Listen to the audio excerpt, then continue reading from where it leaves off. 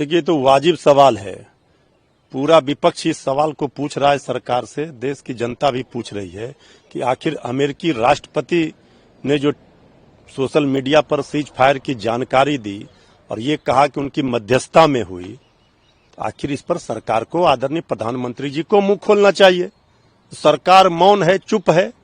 भारतीय सेना जब आतंकवादियों के ठिकानों को पाकिस्तान में घुसकर तबाह कर रही थी, भारतीय सेना के शौर्य, पराक्रम और वीरता को पूरा दुनिया देख रही थी, उस समय अचानक से सीज फायर की घोषणा अमेरिकी राष्ट्रपति के द्वारा होना ये सवालों के घेरे में है और कहीं न कहीं ये एनडीए सरकार की नाकामी है।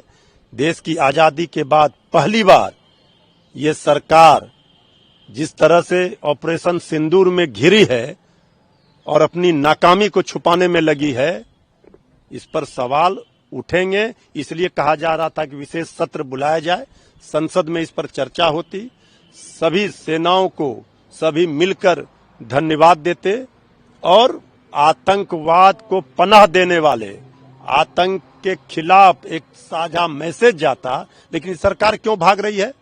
सरकार को जवाब देना ही पड़ेगा। भारत की आन बान शान पर अगर कोई बट्टा लगाएगा तो ये देश को मंजूर नहीं होगा। निशिकांत दुबे हैं, भाजपा के सांसद हैं। उन्होंने राहुल गांधी के बयानों पर कहा है कि ये कांग्रेस की सरकार थी जिसने, चाहे वो 1965 की जंग हो या 1991 की जंग हो, उसमें समझौता किया और जीत के बावजूद भी उसने अपनी जमीनें पाकिस्तान को दी, डर की वजह से। कैसे देखते हैं? देखिए, ये बीजेपी के नेताओं में यही सबसे बड़ा बीमारी है, वो कुछ भी बोल देते हैं। उनको पूरी जानकारी रखनी चाहिए। 71 का लोगों ने अभी तक नहीं भूला है। जब जब भारत ने आतंकवादियों के खिलाफ और भारत पर जो बुरी नजर रखते हैं उनके खिलाफ कार्रवाई की है, भारत को जीत मिली है। इस बार भी ऑपरेशन सिंदूर में हम कामयाब, हमारे सेना हो रहे थे।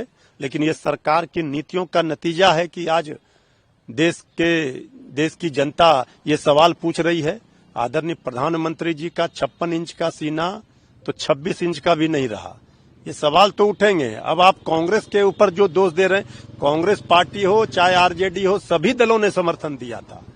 यही तो हमारी देश की खूबसूरती है कि हम एकजुट होकर के अपने विरोधियों से लड़ते हैं, देश के गद्दारों से, देश के खिलाफ जो आतंकी को पनाह देते हैं उसके खिलाफ लड़ते हैं। लेकिन ये सरकार क्या कर रही है?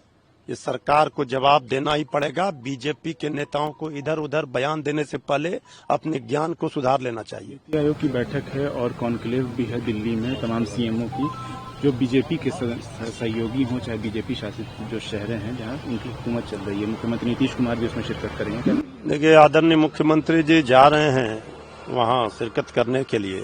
पहले तो बहुत सारे बैठकों में नहीं जाते थे, इस बार जा रहे हैं। ये भी चिंता सता रही होगी कि बीजेपी उनकी कुर्सी से उनको बेदखल करेगी, तो उनको अपना हाजिरी लगाना है, वहां जाना है, अपनी कुर्सी को बचाना है, बिहार की चिंता करना है नहीं।